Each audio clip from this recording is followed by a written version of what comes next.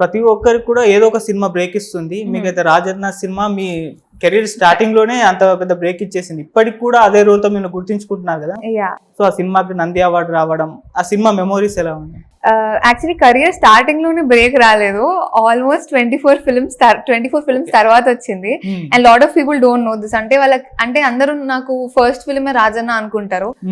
రాజన్న కాదు నా first film, ఇన్ని ఫిల్మ్స్ చేశాను అని చెప్తున్నప్పుడు అరే ఇందులో చేసావా, ఆ పాప నువ్వు కదా అలా రికగ్నైజ్ చేస్తూ ఉంటారు. సో ఆ బ్రేక్ అనేది 24 ఫిల్మ్స్ తర్వాత వచ్చింది. ఐ థింక్ ఇట్స్ అంటే అంత ఫాస్ట్ గా రాలేదు. కానీ రాజన్న మెమరీస్ అని మీరు అడిగితే ఎవ్రీ డే ఆన్ సెట్ నాకు నన్నే ఒక లీడ్ యాక్టర్ గా చూసేవాళ్ళు అనమాట. Because I played the main character in that film. Vijendra Prasad గారు కానివ్వండి, సుప్రియ మ్యామ్ కానివ్వండి, అన్నపూర్ణ ప్రొడక్షన్స్ కంప్లీట్లీ నేను ఒక వాళ్ళ సొంత కూతురు లాగా. నాకు సార్ అయితే ఇంకా కంప్లీట్లీ మన అమ్మాయి, నాకు అమ్మాయిలు లేరు, నిన్ను నా కూతురులానే చూసుకుంటాను అని చెప్పి ఆ ఫ్యామిలీ బాండింగ్ అనేది నాకు క్లియర్గా అర్థమైంది. నేను వాళ్ళతో ఆల్మోస్ట్ 50 days వర్క్ చేశాను. మనకు స్కూల్లో నార్మల్లీ ఎవరితో అయినా ఫ్రెండ్స్ తో ఈజీగా కనెక్ట్ అయిపోతూ ఉంటాం వాళ్ళతో జర్నీ బట్టి. సో 50 days ఇంకా నేను వాళ్ళతోనే ఉన్నాను అంటే ఆ బాండింగ్ అనేది ఇప్పటికి కూడా అక్కడున్న వాళ్ళు అసిస్టెంట్ డైరెక్టర్స్ నాకు ఎవరైనా కాల్ చేస్తే నేను వాళ్ళతో మాట్లాడుతూ ఉంటాను. So I think that team and that film will never go away from మీ అన్నమాట, ఫ్రమ్ మై హార్ట్. నాగార్జున ఏమని పిలిచేవారు సెట్ లో? యానీ అని పిలుస్తారా? సార్ నన్ను యానీ అనే పిలిచేవాళ్ళు. ఐ థింక్ నాకు సరిగా గుర్తులేదు, కానీ యానీ అనే పిలిచేవాళ్ళు అనుకుంటున్నా. నేను సార్ ఐ థింక్ అంకుల్ అనేదాన్ని మా అప్పుల్లో, గుర్తులేదు అంటే చిన్నదాన్ని కదా. ఇప్పుడైతే sir, because I know who is and I have huge respect. కాబట్టి అప్పుడు నాకు తెలిసి అంకుల్ అనేదాన్ని, సార్ అనేదాన్ని. సో వేరీ అయితే ఉండేది. నాకు తెలిసి ఆయన ఎప్పటికీ ఎప్పుడు కూడా అంకుల్ అయితే కాలేదు, అసలు కాదు. సో అప్పుడు ఎలా ఉన్నారు, ఇప్పుడు కూడా అలా ఉన్నారు. ఇప్పుడు ఇంకా బెటర్ అయ్యారు. యాక్చువల్లీ నేను సార్ గ్రీకు వీరుడు కొన్ని ఇంటర్వ్యూస్ రీసెంట్ గానే చూసాను. ఇప్పుడు బిగ్ బాస్ లో ఆయన వేసే అటైర్స్ కానివ్వండి, ఆయన ఏ విధంగా అయితే డ్రెస్అప్ అవుతున్నారో, ఐ థింక్ ఆయన ఏజ్ గెస్ చేయడం కూడా చాలా కష్టం ఇప్పుడైతే. బిగ్ బాస్ ఫాలో అవుతారా? చూస్తూ ఉంటాను అప్పుడప్పుడు. ఇప్పుడు ఫేవరెట్ కంటెస్టెంట్ ఎవరు? ఫేవరెట్స్ ఎవరు లేరండి. నేను చూసేది ఎందుకంటే ఆ మండే నామినేషన్ ఏదైతే ఉందో, ఆ మండే నామినేషన్ కోసం ఎక్కువ చూస్తుంటా. బికాస్ యాజ్ హ్యూమన్స్ మనకి అదొకటి ఉండిపోతుంది, లైక్ ఎవరైనా గొడవ జరిగితే మనం చూడాలి అని చెప్పేసి. సో నేను అలా చూస్తూ ఉంటా. ఫేవరెట్స్ అనేది లేదు, కానీ అప్పుడప్పుడు ఎవరు ఏడిస్తే కొంచెం అరే he is a very emotional person అంటే అగ్రెషన్ ఎక్కువ చూపిస్తారు, కానీ I think is very emotional person అనిపిస్తూ ఉంటది. అంతే. నేను కూడా మండే సాటర్డే ఈ 2 రోజులే చూస్తాను. ఒక రోజు వీల్ కౌంటర్లు ఇచ్చుకుంటారు, సాటర్డే. మీకెవరైతే ఫేవరెట్? నాకైతే అమర్దీప్. అమర్దీప్, నైస్. ఓట్ వేస్తున్నారు అయితే? చేస్తాను అప్పుడప్పుడు, గుర్తొచ్చినప్పుడు. నైస్. మీకు ఎప్పుడన్నా అవకాశాలు దొరికాయి బిగ్ బాస్? నాకు బిగ్ బాస్ లాస్ట్ సీజన్ కాక last season I don't know 5 or 6th అనుకుంటున్నా వచ్చింది ఛాన్స్. బట్ నేను ప్రస్తుతానికి అయితే I'm not ready for it.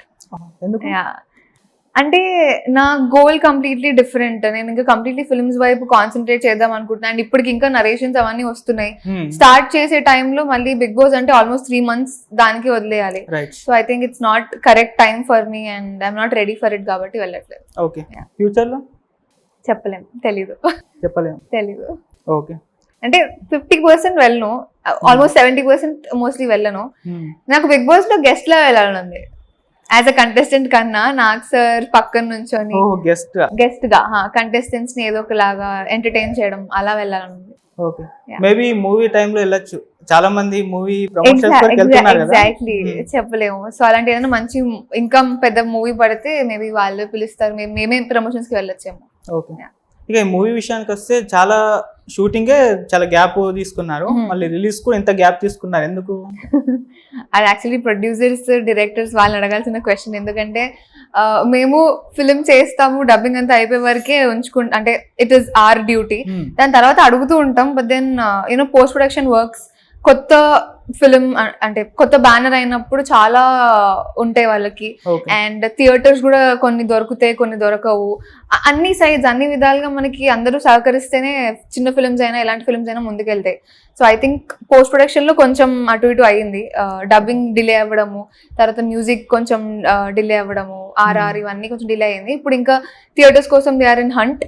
So mostly ఈ మంత్ అయితే వచ్చేయాలి. యాక్చువల్లీ అక్టోబర్ అనుకున్నాము, కానీ అది వర్కౌట్ అవ్వలేదు. సో ఈ మంత్ రావాలి. నేను కూడా.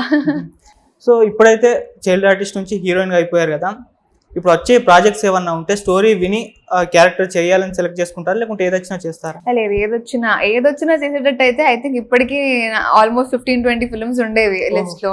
కానీ అంటే నాకంటూ నన్ను యానీ అంటే ఇలాంటి ఒక క్యారెక్టర్ చేస్తే బాగుంటుంది, లేదా she has a particular name and fame అని చాలా మంది గుర్తిస్తూ ఉంటారు.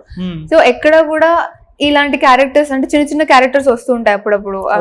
అది అసలు ఫిల్మ్ లో ఈ క్యారెక్టర్ ఉందా లేదా అనేది కూడా జనాలకు తెలియకుండా వెళ్ళిపోతుంది ఆ క్యారెక్టర్.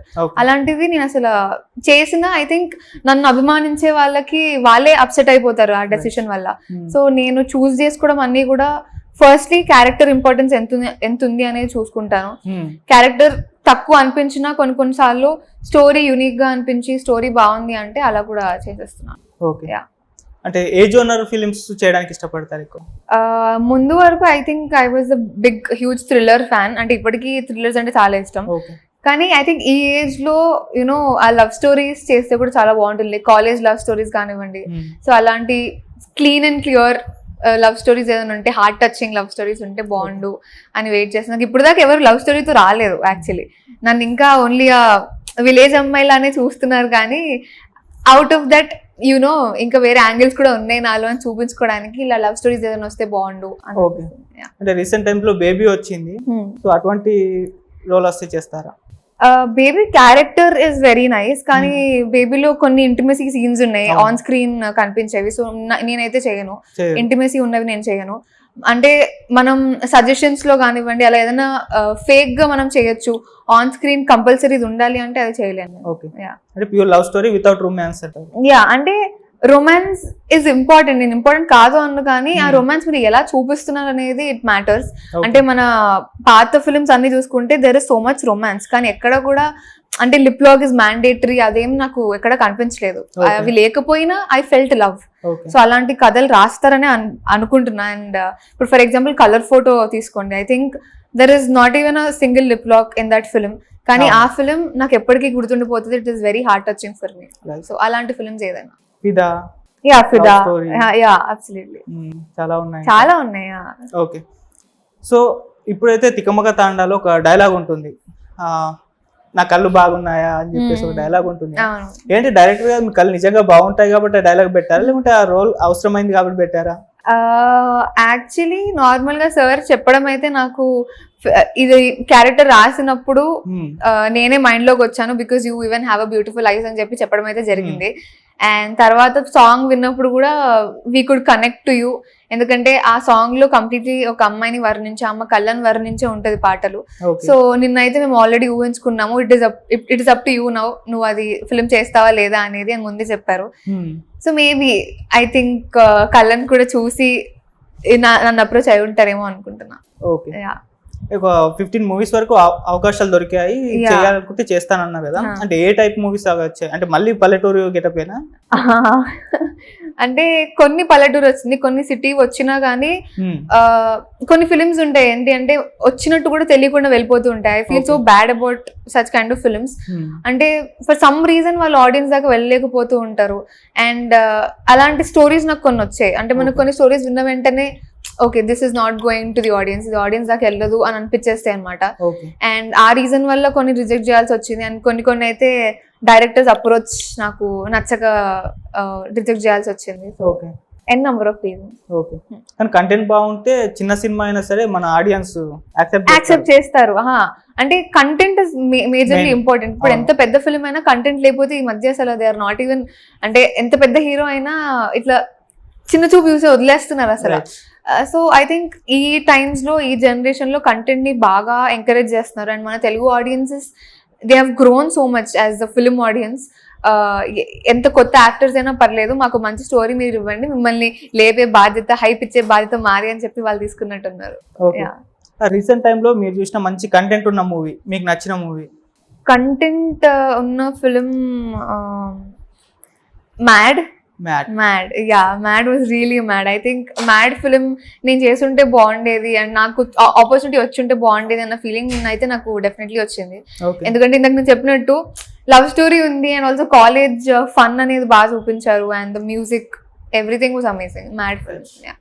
మీ డిగ్రీలో ఎలాగో బ్యాక్ బెంచర్ కాబట్టి ఇటువంటి ఇంకా కనెక్ట్ అవుతాం. అంటే అబ్బాయిలాగా మరి అంత ఫ్రీగా అయితే మాకు లేకుండే మా కాలేజ్ లో, కానీ we could connect some of the other way. మేము ఇంకా ఇంటర్ లో కానివ్వండి, స్కూలింగ్ లో అబ్బాయిలను చూసేవాళ్ళం, వాళ్ళు ఎలా ఉండేవాళ్ళు, అండ్ జెలసీ ఫీల్ అయింది అనమాట నాకు మ్యాడ్ ఫిల్మ్ చూసినప్పుడు. అదే అబ్బాయిల బాండింగ్ కానీ వాళ్ళ ఫ్రెండ్షిప్ కానీ ఎంత ప్యూర్ గా, ఎంత న్యాచురల్ గా ఉంది.